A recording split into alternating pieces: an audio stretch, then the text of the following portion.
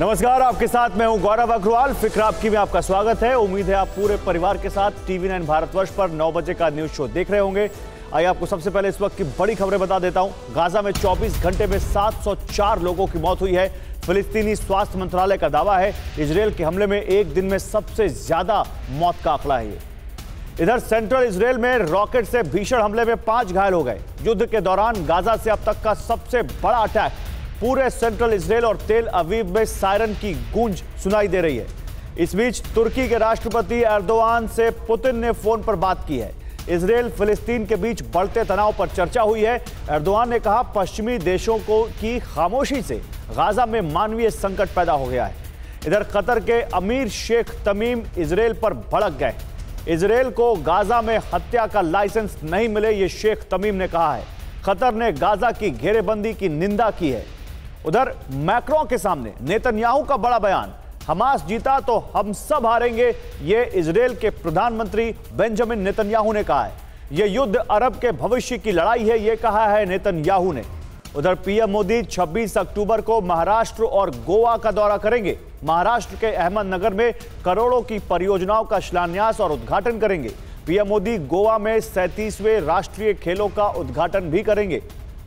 उधर दशहरे पर पीएम मोदी का चीन और पाकिस्तान को सीधा संदेश। पीएम ने कहा हम श्री राम की मर्यादा और अपनी सीमा की रक्षा करना जानते हैं। शस्त्र पूजा किसी की भूमि पर आधिपत्य नहीं, रक्षा के लिए, यह कहा पीएम मोदी ने। पंजाब में दशहरे के दिन बड़ा प्रशासनिक फेरबदल हुआ। 50 PCS अफसरों का तबादला कर दिया गया। पंजाब सरकार ने आदेश जारी किया है। और उधर दिल्ली में कल से मेट्रो के फेरे बढ़ेंगे। सोमवार से शुक्रवार के दौरान अतिरिक्त ट्रेनें चलेंगी। राजधानी में बढ़ते प्रदूषण पर दिल्ली मेट्रो ने यह फैसला लिया है। तो ब्रेकिंग न्यूज के बाद आइए आपको बताते हैं कि आज आपके लिए कौन कौन सी वो खबरें खास हैं। पहली खबर, क्या अगले 48 घंटे बाद खत्म हो जाएगा गाजा? इजरायल के हमलों से कैसे खतरे में उसका वजूद पड़ गया है, ये देखना आपको जरूरी है। दूसरी खबर, सुरंग से निकलने को मजबूर होंगे हमास के लड़ाके। बिजली कटौती के पीछे नेतन्याहू की बड़ी चाल बताएंगे। तीसरी खबर, हमास का मकड़ जाल, सुरंग का आंखों देखा हाल आपके सामने होगा। चंगुल से छूटी 2 इजरायली महिलाओं ने क्या क्या बताया, ये आपको बताएंगे। चौथी खबर, हमास को क्यों सता रहा इजरायल के एक हथियार का डर, क्या बंकर में भी सुरक्षित नहीं है लड़ाके। और पांचवी खबर, हमास का वजूद मिटाने वाला नीली प्लान बताएंगे, क्योंकि इसके पीछे 7 अक्टूबर वाला इंतकाम है। तो आइए बुलेटिन की डिटेल में शुरुआत करें, लेकिन सबसे पहले इजरायल से आ रही इस वक्त की बड़ी खबर को आपके सामने रखें। इजरायल के कई इलाकों में हमास की तरफ से बड़ा रॉकेट अटैक हुआ है। राजधानी तेल अवीव के साथ कई शहरों पर रॉकेट दागे गए। तेल अवीव से जो तस्वीरें सामने आई हैं, वहां रॉकेट अटैक के बाद लोग बॉम्ब शेल्टर की तरफ जाते दिखाई दिए। तेल अवीव पर अटैक में 5 इजरायलियों के घायल होने की भी खबर आ रही है।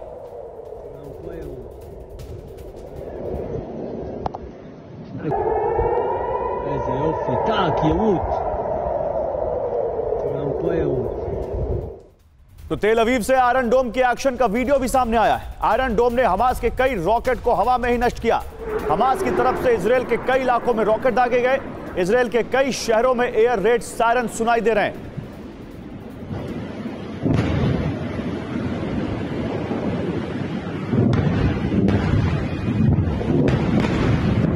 और तेल अवीव से ही हमारे संवाददाता सुमित चौधरी लाइव जुड़ रहे हैं, सीधे उनके पास चलते हैं। सुमित, तेल अवीव पर रॉकेट दागे गए हैं, बताइए क्या जानकारी है? देखिए, बिल्कुल मैं आपको बताऊं कि आज शाम को करीबन 5 बजे के करीब जो है करीबन 6 से 7 रॉकेट दागे गए तेल अवीव पे। और अब मैं आपको बताऊंगा, और पिछले 1 और 2 दिन से ऐसी चीज़ें हमको देखने को नहीं मिल रही थी। लगातार जिस तरीके से ग्राउंड ऑपरेशंस चल रहे थे या फिर जिस तरीके से आयरन डोम एक्टिव था, लेकिन पिछले 2 दिनों से तेल अवीव में ऐसी चीज़ें हमको देखने को नहीं मिली। लेकिन आज एकाएक करीबन 5 बजे के करीब कई रॉकेट्स फायर किए गए। बताया जा रहा कि 6 से 7 रॉकेट्स फायर किए गए। हालांकि आयरन डोम ने उनको निष्क्रिय कर दिया, लेकिन एक ज़रूर था कि यहाँ पर तेल अवीव में भी जब भी ऐसी चीज़ें होती हैं तो एक पैनिक वाली सिचुएशन आ जाती है। लोग अपने सड़कों पर जो लोग चल रहे होते हैं भागकर अपने शेल्टर्स में चले जाते हैं। लोग जो लगातार हाई राइज बिल्डिंग में रहते हैं, क्योंकि यहाँ पर हाई राइज बिल्डिंग बहुत है, तो लोग फटाफट अपने नीचे उतर के यानी बेसमेंट्स में आ जाते हैं। तो ये ज़रूर एक पैनिक क्रिएट होता है। लेकिन गौरव, पिछले 18 दिनों में ये बदस्तूर इसी तरीके से जारी है।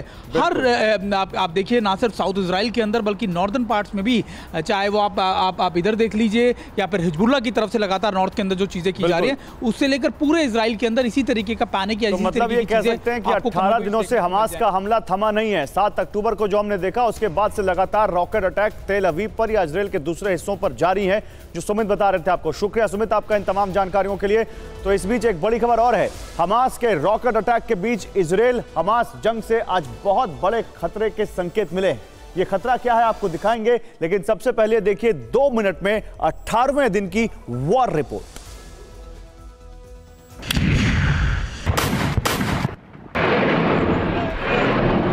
इजराइल में गाजा की तरफ से आज फिर दागे गए रॉकेट, तेल अवीव में 7 जगहों पर धमाके की खबर।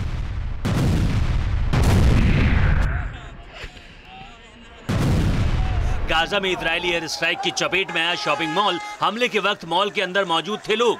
वीडियो में दिखा तबाही का मंजर। गाजा में दीर अल बला इलाके पर इजराइल की भीषण बमबारी। इजरायली फौज ने एयर स्ट्राइक की सीसीटीवी में कैद हुई तस्वीरें।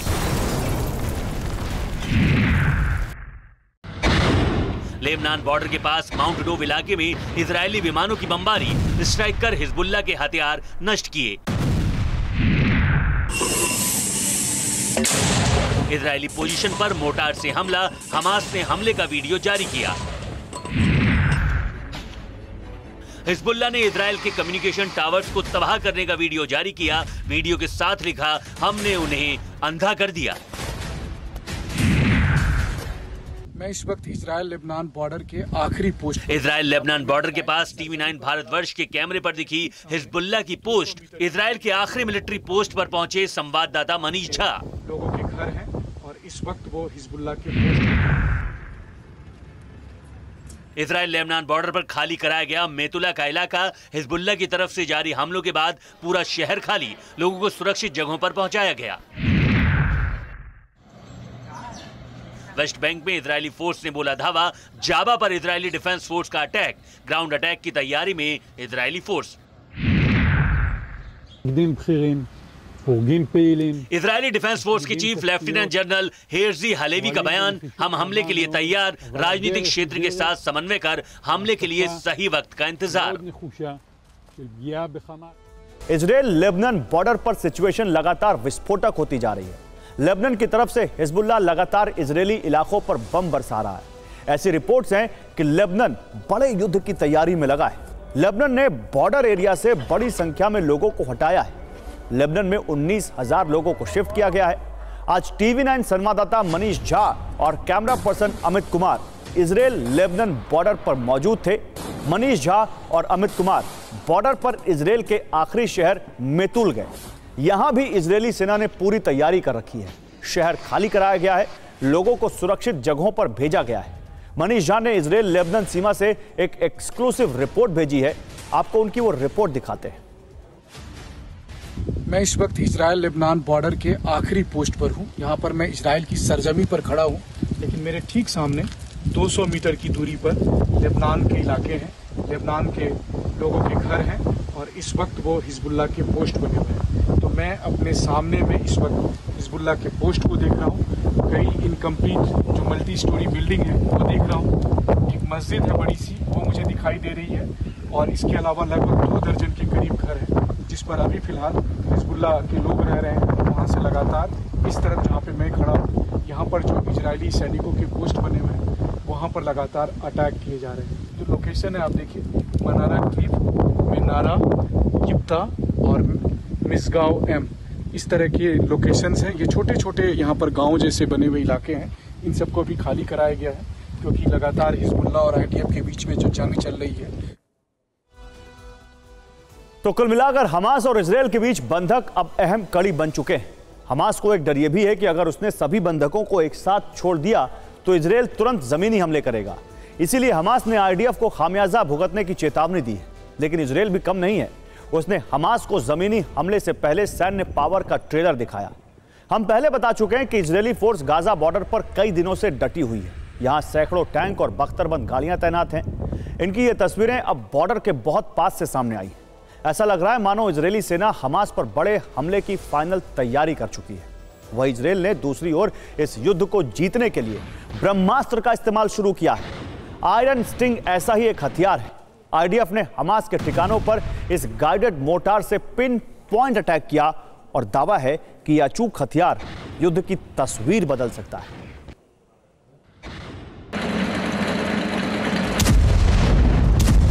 ये है आयरन स्टिंग, इजराइल का अचूक हथियार। इजराइल की सेना ने इसे पहली बार जंग के मैदान में उतारा और इसकी फायर पावर देखकर हमास खौफ से भर गया।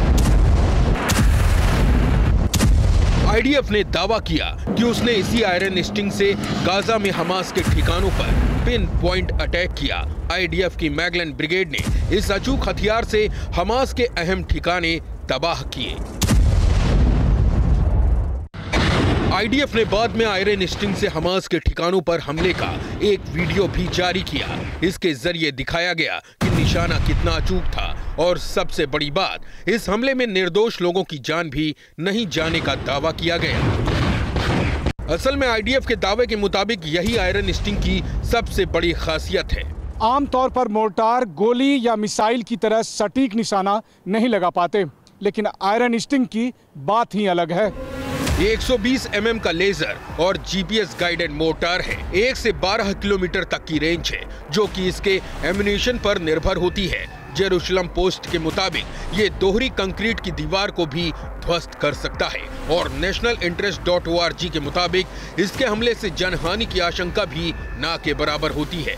यहाँ खास बात यह कि आयरन स्टिंग को मैदानी इलाकों में और शहरी इलाकों में, यानी दोनों ही कन्वेंशनल वॉर और अर्बन वॉरफेयर के अंदर बहुत कारगर माना जाता है और खास तौर पर बंकरों में छुपे या फिर टनल्स में छुपे हमास के लिए तो एक काल साबित हो सकता है। 7 अक्टूबर से जब से इजरायल ने हमास पर हवाई हमले शुरू किए हैं, तब से आरोप लग रहे हैं कि इसकी चपेट में निर्दोष बच्चे, महिलाएं, बुजुर्ग भी बड़ी संख्या में आ रहे हैं। ऐसे में ये आयरन स्टिंग हथियार इजरायल को नरसंहार और मानवाधिकार उल्लंघन के आरोपों से भी बचा सकता है। और अगर आपको लगता है कि इजरायल का एकमात्र हथियार या एक बहुत बड़ा हथियार केवल आयरन स्टिंग है, तो ऐसा नहीं है। आयरन स्टिंग के अलावा भी इजरायल हर वो तैयारी कर रहा है जिससे टनल वॉरफेयर में हमास का मुकाबला किया जा सके। बेंजामिन नेतन्याहू, जो कि इजरायल के प्रधानमंत्री हैं, उन्होंने टनल वॉरफेयर में माहिर इजरायल की डिफेंस फोर्सेस की एक यूनिट से आज मुलाकात की है। आप समझ सकते हैं तैयारी किस लेवल की है। हालांकि आयरन स्टिंग की जिसकी हम बात कर रहे हैं, उसके टारगेट पर हमास के ठिकाने हैं, लेकिन क्या सिर्फ उन्हें नष्ट करने से इजरायल का बदला पूरा हो जाएगा? इजरायल को 7 अक्टूबर को किया गया हमास का वो हमला नासूर की तरह चुभ रहा है। उसका इंतकाम लेने के लिए इजरायल ने नीली फोर्स को मैदान में उतारा है। हमास को नीली फोर्स का खौफ क्यों सता रहा है, आपको यह रिपोर्ट बताएगी।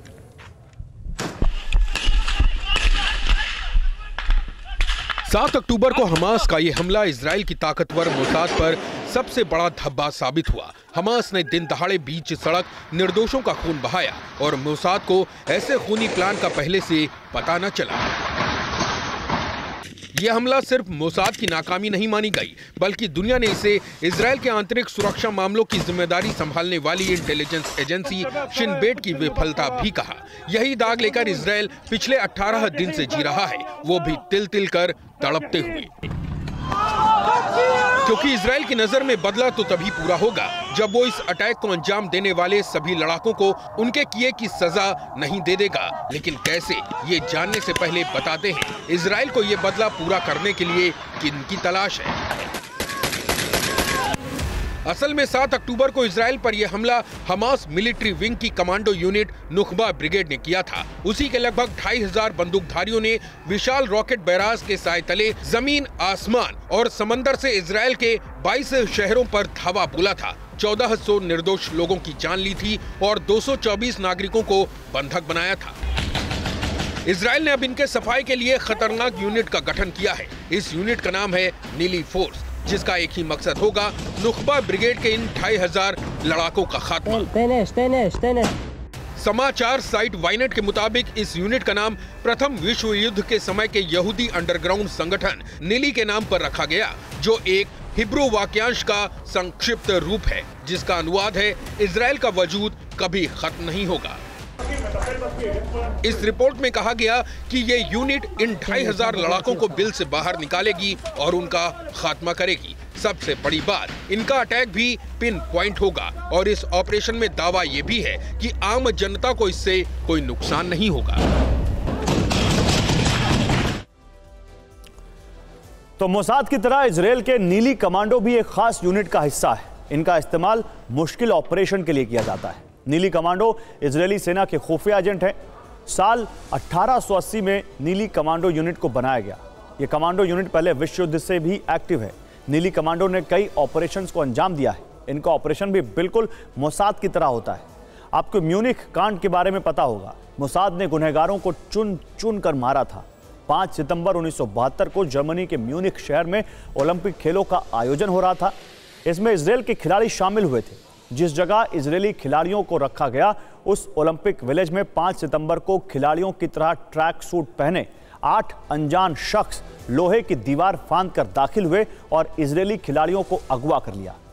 इन अपहरणकर्ताओं का संबंध PLO यानी फिलिस्तीन लिबरेशन ऑर्गेनाइजेशन से था। उन्होंने इजरायली खिलाड़ियों को छोड़ने के बदले में इजरायल की जेलों में बंद 234 फिलिस्तीनियों को रिहा करने की शर्त रखी, लेकिन इजरायल ने किसी भी शर्त को मानने से इनकार कर दिया। लिहाजा PLO आतंकियों ने इजरायल के सभी 11 खिलाड़ियों को मौत के घाट उतार दिया। इसके बाद मोसाद ने म्यूनिख कांड से जुड़े 11 आतंकियों की हिटलिस्ट तैयार की। 20 साल तक ऑपरेशन चलाया, सभी को चुन चुन कर मारा। मोसाद ने PLO के हर आतंकी को 11-11 बार गोलियों से भुना था। अब 61 साल बाद एक बार फिर से इसी तरह का ऑपरेशन गाजा में हमास के खिलाफ नीली कमांडो करेंगे, और वो भी अमेरिकी जनरल की मदद से। हमास के खिलाफ इजरायल की तैयारी बड़ी है, लेकिन हमारी अगली खबर और भी बड़ी है। लेकिन इसका कनेक्शन इजरायली फोर्स से नहीं बल्कि चेचन लड़ाकों से है। अब आप सोच रहे होंगे कि गाजा की जंग में चेचन लड़ाकों की चर्चा क्यों हो रही है। तो पहले एक चेहरे को देखिए। यूक्रेन युद्ध के दौरान यह चेहरा कई बार सुर्खियों में आ चुका है। इसकी सेना यूक्रेन के कई इलाकों में कत्लेआम मचा चुकी है। इसके खूंखार लड़ाके पुतिन के लिए जान देने से भी नहीं हिचकते। अब इसी चेचन फोर्स के सुप्रीम कमांडर रमजान कादिरोव ने इजरायल को चेतावनी दी है। न सिर्फ चेतावनी दी है, बल्कि हमास का खुला समर्थन कर दिया है। अब सवाल है कि क्या इस्लामिक एकता के नाम पर जिहादी संगठन एक हो रहे हैं? क्या रमजान कादिरोव के चेचन लड़ाकों का गाजा जाना तय है? क्या गाजा की धरती पर चेचन लड़ाके हमास के साथ इजरायल से लड़ेंगे? इन सवालों का जवाब समझने के लिए हमारी अगली रिपोर्ट देखिए। गाजा की धरती पर भड़की जंग की चिंगारी बहुत बड़े युद्ध के शोले में तब्दील होती दिख रही है, क्योंकि 18 दिनों की बेइंतहा बारूदी तबाही, अनगिनत मौतों के बाद पहली बार रमजान कादिरोव बुरी तरह भड़क गया है। वही रमजान कादिरोव जो यूक्रेन में पुतिन के सबसे भरोसेमंद सहयोगियों में से एक है, जो रूस के सबसे खूंखार और पेशेवर चेचन फोर्स को लीड करता है, जंग में हमास के साथ खड़ा हो गया है। इजरायल को लेकर उसने अब तक का सबसे बड़ा बयान जारी किया है। कादिरोव ने 1 मिनट 11 सेकंड का वीडियो भी जारी किया है और 2 टूक कहा है कि अब युद्ध में फिलिस्तीनियों को अकेला नहीं छोड़ेंगे। पहले कादिरोव ने क्या कहा, वो सुनिए। चेचन इजरायल की कार्रवाई का कड़ा विरोध करता है। हमारे सैनिक फिलिस्तीनी मुसलमानों के साथ हैं। अब हम प्रार्थना करते हैं कि हमारे सैनिकों को जीत मिले। इस बयान के बड़े मायने हैं, क्योंकि कहा जा रहा है कि हमास के अल कस्साम कमांडर ने भी ऑपरेशन अल अक्सा फ्लड बड़ी रणनीति के तहत शुरू किया, जिसका मकसद है जिहाद करने वाले सभी संगठनों में इस्लामिक एकता के नाम पर इजरायल के खिलाफ जंग में उतरना। रमजान कादिरोव का बयान इसी मिशन की अगली कड़ी है। जंग में हमास का पहला साथी है हिजबुल्लाह। ये लेबनान में शिया मिलिटेंट ग्रुप है जो इजरायल के खिलाफ जंग लड़ता है। इस ग्रुप का लीडर हसन नसरुल्लाह है। हिजबुल्लाह को IRGC यानी ईरान के इस्लामिक रेवोल्यूशनरी गार्ड कोर का समर्थन है। हिजबुल्लाह के पास 1 लाख से ज्यादा लड़ाके हैं। जंग में हमास का दूसरा साथी है अल नुसरा। अल नुसरा सीरिया में अल कायदा का साथी संगठन है। हमास का तीसरा साथी है कुव्वत अल हश्द अल शबी। ये इराक के पीपल्स मोबिलाइजेशन कमेटी का मिलिटेंट ग्रुप है। शिया मिलिटेंट ग्रुप में 2,30,000 से ज्यादा लड़ाके हैं। जंग में हमास के साथ अंसार बैत अल मकादिस भी उतरने का ऐलान कर चुका है। ये मिस्र में ISIL यानी Islamic state of Iraq and Levant के नाम से जाना जाता है। इसके लड़ाके भी हजारों में हैं। अब कादिरोव ने अपने चेचन लड़ाकों के साथ फिलिस्तीन और हमास का खुला समर्थन कर दिया है। चेचन लड़ाकों की तादाद भी 70,000 से ज्यादा है। सूत्रों का दावा है कि रमजान कादिरोव जल्द चेचन लड़ाकों को फिलिस्तीन भेजने वाले हैं। रिपोर्ट तो ये भी है कि वैगनर के लड़ाके भी हमास के साथ जंग में शामिल होंगे। मतलब ये कि इजराइल हमास जंग की आग पूरे अरब में फैलने वाली है। तो आइए डिटेल में समझते हैं कि अब तक हमास का समर्थन किन किन संगठनों ने किया है। इजराइल के दुश्मन हमास के साथ, देखिए अगर यहां बिग वॉल पर मैं आपको दिखाऊं तो हमास और फिलिस्तीन में सीधी जंग जारी है। हिजबुल्लाह की बात करें तो वो इजराइल पर अटैक कर रहा है, लेबनान से हिजबुल्लाह ऑपरेट कर रहा है। आईएसआईएस की बात करें तो उसके युद्ध में शामिल होने का सबूत मिला है, उसका झंडा तक मिल चुका है। इराक और सीरिया की बात करें, जो इराक और सीरिया से आईएसआईएस ऑपरेट कर रहा है। मुस्लिम ब्रदरहुड की बात करें जो मिस्र से ऑपरेट करता है, ये हमास को समर्थन दे रहा है। हूती विद्रोहियों की बात करें जो कि यमन से ऑपरेट करते हैं, वो युद्ध में उतरने की धमकी दे रहे हैं। उन्होंने तो 3 मिसाइलें तक दाग दी थी इजराइल की तरफ। बोको हरम जो कि नाइजीरिया का आतंकी गुट है, युद्ध में उतरने की धमकी दे रहा है। और चेचन लड़ाके जिनकी हम बात कर रहे थे, इन्होंने हमास का समर्थन किया है। Wagner group, private mercenaries Hamas के साथ लड़ने के संकेत ये भी दे चुके हैं। हमास लड़ाकों को ट्रेनिंग की बात इन्होंने दी है, ये बात सामने आ रही है। तो ये तमाम जो नॉन स्टेट एक्टर्स हैं, जो प्रॉक्सी वॉर करने में माहिर हैं, जिनको दूसरे देश समर्थन देते हैं, रसद देते हैं, लॉजिस्टिक मुहैया कराते हैं, फंड मुहैया कराते हैं, ताकि वो उनके जो मकसद हैं उनको पूरे कर सके, वो बहुत ज्यादा एक्टिव हो चुके हैं इस वॉर में। और अगर इनमें से चेचन लड़ाकों की बात करें तो इन्हें बेहद खतरनाक और घातक कहा जाता है, क्योंकि चेचन गुरिल्ला लड़ाई में ज्यादा माहिर होते हैं। ये अपने दुश्मन के खिलाफ किसी भी हद तक जाते हैं। चेचन लड़ाके सीधे तौर पर रूसी सेना से भी टकरा चुके हैं और कई बार रूसी सेना को शिकस्त भी दे चुके हैं। इजराइल हमास युद्ध कितना भीषण हो चुका है, इसे आप इस बात से समझ सकते हैं कि 18 दिन की जंग में इजराइल, गाजा और वेस्ट मिलाकर 7,292 लोग मारे जा चुके हैं, जबकि 23,000 से ज्यादा घायल हैं। मारे गए लोगों में बच्चे और महिलाएं भी हैं। हजारों घर तबाह हो चुके हैं। ये सब तबाही, ये मौतें और इस खून खराबे के केंद्र में फिलिस्तीन और इजराइल के बीच की 80 साल पुरानी अपने अस्तित्व की अदावत है। यही बात अब तक सुनते भी होंगे आप, लेकिन क्या आप जानते हैं कि फिलिस्तीन कहां है? क्या आज आप इस नक्शे में जो देख रहे हैं आप पहचान पाएंगे फिलिस्तीन को? जवाब है नहीं, क्योंकि जब यह देश नक्शे में है ही नहीं। मैप में आपको सिर्फ गाजा पट्टी और वेस्ट बैंक ही दिखेगा और बाकी का पूरा हिस्सा इजराइल है। तो सवाल है कि आज फिलिस्तीन की चर्चा हम क्यों कर रहे हैं? दरअसल इजराइल हमास युद्ध के 18वें दिन आज फ्रांस के राष्ट्रपति इमैनुअल मैक्रोन एकजुटता दिखाने के लिए तेल अवीव पहुंचे। पहले उन्होंने वहां के राष्ट्रपति आइजैक हर्जॉग से मुलाकात की, उनको भरोसा दिया कि आतंकवाद के खिलाफ जंग में वो अकेले नहीं हैं, बल्कि फ्रांस उनके साथ है। इसके बाद मैक्रोन प्रधानमंत्री बेंजामिन नेतन्याहू से भी मिले। मैक्रोन चाहते हैं कि इस युद्ध को बढ़ने से रोका जाए और हमास की कैद में से बंधकों की सुरक्षित रिहाई सुनिश्चित कराई जाए। ये वो बातें हैं जो कैमरे के सामने हुई, लेकिन हम आपको वो बताने वाले हैं जो पर्दे के पीछे हुई। चर्चा है कि मैक्रोन इस विवाद के बीच अपना प्रस्ताव लेकर इजराइल गए थे। क्या है वो प्रस्ताव, इस रिपोर्ट में देखते हैं।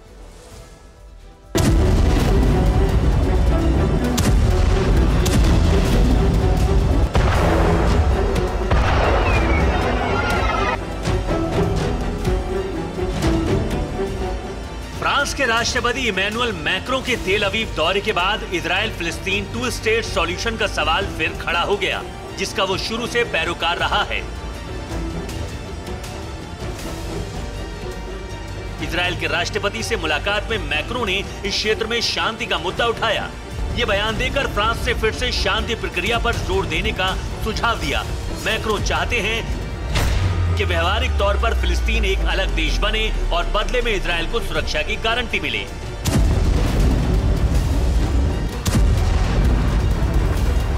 असल में इमैनुअल मैक्रोन का सुझाव कोई नया नहीं है।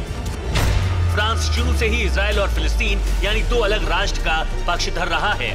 वो संयुक्त राष्ट्र के तय मानकों के तहत इन देशों का सीमा निर्धारण चाहता है। उसकी ये भी दलील है कि यरूशलेम दोनों देशों की राजधानी बने।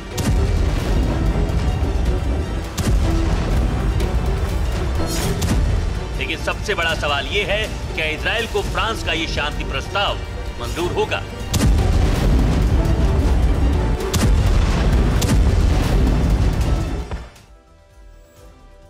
तो दो राष्ट्र वाले सुझाव से इजराइल को क्या दिक्कत है, इसके लिए आपको थोड़ा पीछे लेकर चलते हैं। हम आपको नक्शे के जरिए उस फिलिस्तीन को समझाते हैं जो धीरे धीरे साल दर साल सिमटता गया और आज वो मैप से लगभग गायब हो गया है। पहले आपको सबसे पहले ये देखना पड़ेगा 1946 का मैप। हालांकि उस वक्त इजराइल एज अ कंट्री अस्तित्व में नहीं आया था, लेकिन उसके लिए लड़ाई शुरू हो चुकी थी। और आप देखिए ये हरा वाला हिस्सा जिसको फिलिस्तीन कह सकते हैं आप, और सफेद वाला हिस्सा जो इजराइल, आप देख सकते हैं 1946 में कितना इजराइल है और कितना फिलिस्तीन है। 47 में आइए, जब संयुक्त राष्ट्र ने इजराइल और फिलिस्तीन को लेकर जब विवाद बढ़ गया तो एक प्लान सामने रखा। उस वक्त देखिए इजराइल एक साल में इधर से और इधर देखिए एक साल में कितना यहां पर फिलिस्तीन हो गया और कितना इजराइल यहां पर सामने आ गया। धीरे धीरे अब आगे बढ़े 1949 और से लेकर 1967 के बीच देखें। अब इजराइल क्योंकि 1948 में अस्तित्व में आ चुका था, अब यहां पर दो हिस्से हो चुके हैं फिलिस्तीन के। ये जो आप देख रहे हैं ये वाला हिस्सा, ये गाजा पट्टी का हिस्सा है, ये वाला हिस्सा जहां अभी युद्ध चल रहा है, और ये वेस्ट बैंक का हिस्सा, और ये सफेद वाला जो है ये इजराइल का हिस्सा है। लेकिन 2023 की बात करें, यानी आज जब हम और आप बात कर रहे हैं, मैं आपको जब ये न्यूज़ दिखा रहा हूं उस वक्त देखिए आप, ये गाजा पट्टी जहां पर अभी ये चल रहा है 365 स्क्वायर किलोमीटर का ये हिस्सा है, और ये जो है ये वेस्ट बैंक का हिस्सा जिसमें अब बहुत सारा इजराइल की भी कॉलोनीज बहुत सारी बस चुकी हैं और धीरे धीरे इजराइल यहां पर अपना एक्सपेंशन करता हुआ। तो ये है इजराइल और फिलिस्तीन की आज की सच्चाई जो हमने आपको मैप के जरिए दिखाने की कोशिश की है। आइए अब आपको दिखाता हूं मैं देश की कुछ 9 बड़ी खबरें इस नक्शे के बाद। दिल्ली में द्वारका में रावण दहन कार्यक्रम में शामिल हुए प्रधानमंत्री मोदी। उन्होंने भगवान राम, सीता और लक्ष्मण की आरती की। रामलीला मैदान में रावण, मेघनाद और कुंभकर्ण के पुतले भी जलाए। दिल्ली के लाल किला मैदान में रामलीला में शामिल हुई सोनिया गांधी। बुराई पर अच्छाई की जीत के प्रतीक के तौर पर धनुष से तीर चलाकर रावण के पुतले का दहन किया। विजयादशमी पर गुजरात पहुंचे गृहमंत्री अमित शाह। गांधीनगर में मंदिर में पूजा अर्चना की, आम लोगों के साथ बैठकर भोजन किया, स्पोर्ट्स कॉम्प्लेक्स की नींव भी रखी। विजयादशमी के मौके पर ही तवांग पहुंचे रक्षा मंत्री राजनाथ सिंह। जवानों से मुलाकात की, शस्त्र पूजा की। मध्य प्रदेश में टिकट बंटवारे पर कांग्रेस में घमासान जारी। भोपाल में कमलनाथ के बंगले के बाहर हनुमान चालीसा का पाठ कर कार्यकर्ताओं ने विरोध जताया। विजयादशमी के मौके पर मोहन भागवत ने भी मणिपुर हिंसा का मुद्दा उठाया। भागवत ने एक के बाद एक कई सवाल दागे। महाराष्ट्र के नासिक में क्राइम ब्रांच को मिली बड़ी कामयाबी। 38 करोड़ रुपए की ड्रग्स जब्त, 7 गिरफ्तार। झारखंड के देवघर में दशहरे के दिन बड़ा हादसा, गाड़ी पलटकर तालाब में गिरी। जम्मू कश्मीर के भद्रवाह में हुई जबरदस्त बर्फबारी का लुत्फ उठाने के लिए लगातार पहुंच रहे पर्यटक।